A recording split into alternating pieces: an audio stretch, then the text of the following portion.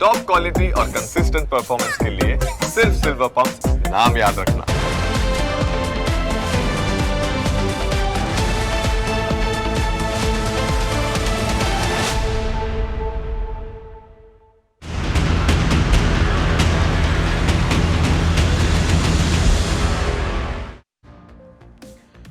ગીરના જંગલના રાજા આમ તો શાંત કહેવાય છે. ગીર પંથકના લોકો સિંહને પોતાના દોસ્ત સમજે છે, પણ અમરેલીમાં હૈયું કંપાવી દે તેવી ઘટના બની.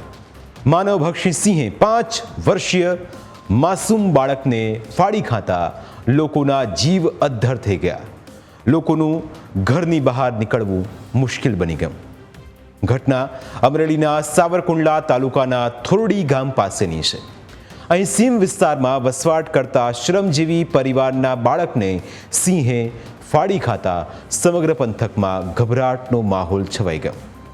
5 વર્ષના માસૂમ બાળકનું નામ ગુલસિંહ અજનેરા હતું. તેનો પરિવાર ખેત મજૂરીના કામ માટે છેક મધ્યપ્રદેશથી અહીં આવીને વસ્યો હતો, પરંતુ આ પરિવારને ક્યાં ખબર હતી કે તેમના બાળકનો આ રીતે શિકાર થઈ જશે. 24મી જૂને મોડી રાત્રે સિંહ વાડી વિસ્તારમાં ધસી આવ્યો. શ્રમજીવી પરિવાર મીઠી ઊંઘ માણી રહ્યો હતો. આ દરમિયાન ધસી આવેલા સિંહે માસૂમ બાળકને ઉપાડી લીધો અને જાડી ઝાંખરામાં ઢસડી જઈને તેનું મારણ કર્યું. આખરી જગ્યા કઈ હતી અને કેવી રીતે સિંહે બાળકનું મારણ કર્યું તે પણ સમજો.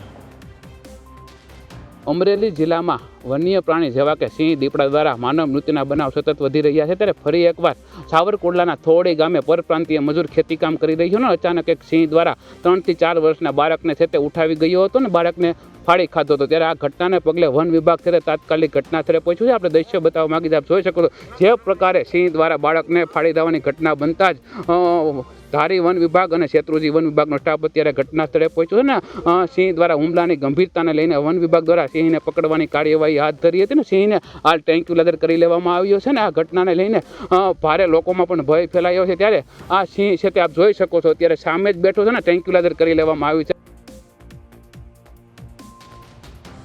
ઘટનાની જાણ થતાં જ વન વિભાગની ટીમે સ્થળ પર પહોંચીને પહેલા બાળકનું સર્ચ ઓપરેશન હાથ ધર્યું.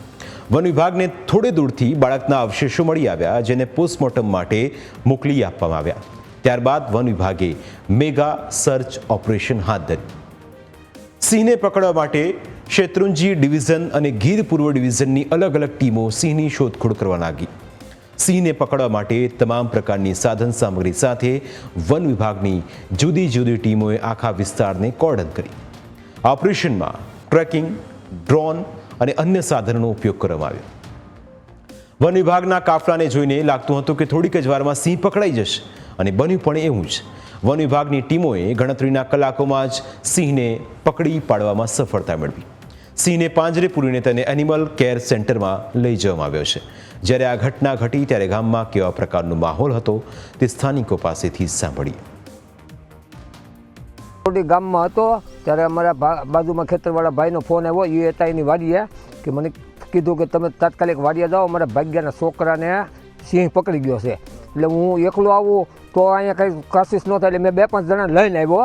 એને લઈને આવ્યા પછી અહીંયા આવીને વન વિભાગવાળાને ફોન જે આપણી પાસે નંબર હતા એ 2-3 જણાને ફોન કર્યા અને જાણ કરી અને પછી ધીરે ધીરે બધા હળવું આવવા મળ્યા અને છેલ્લે આ પોઝિશન ઉપર થયો અને બાળકને સિંહ ખાઈ ગયો.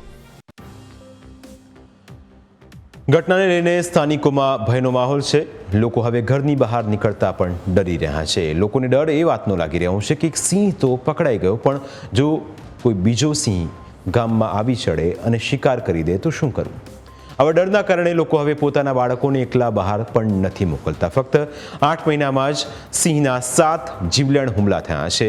એટલે જ વન વિભાગે લોકોને સતર્ક રહેવા પણ અપીલ કરી છે. લોકોને ખાસ કહેવાનું એટલું જ રહેશે કે જ્યારે આપણા વિસ્તારમાં વન્ય પ્રાણીની અવરજવર હોય ત્યારે સતર્ક રહેવું અને જો કોઈ આ બાબતે વન્ય પ્રાણીની અવરજવરનો ખ્યાલ આવે તો તુરંત જ વન વિભાગના સ્ટાફને જાણ કરવી, જેથી કરીને આવી કોઈ પરિસ્થિતિનું ભવિષ્યમાં નિર્માણ ન થાય એની તકેદારી રાખી શકાય. સિંહનો સ્વભાવ આમ તો શાંત હોય છે. સિંહને છંછેડો તો જ તમને નુકસાન પહોંચાડે, પરંતુ શિકાર કરનાર સિંહ માનવભક્ષી કેવી રીતે બન્યો તેની પણ વન વિભાગ દ્વારા તપાસ કરવામાં આવશે. એનિમલ કેર સેન્ટરમાં તેને જરૂરી સારવાર આપવામાં આવશે અને સાથે જ એ પણ તકેદારી રાખવામાં આવશે કે આખરે સિંહ આ પ્રકારે શા માટે માણસો પર હુમલા કરતા થયા છે.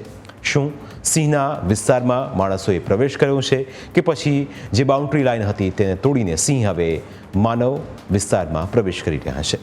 પ્રાઇમ 9માં આજે બસ આટલું જ. ફરી મળીશું આપને સ્પર્શતા મુદ્દા સાથે. ત્યાં સુધી રજા આપશો. નમસ્કાર.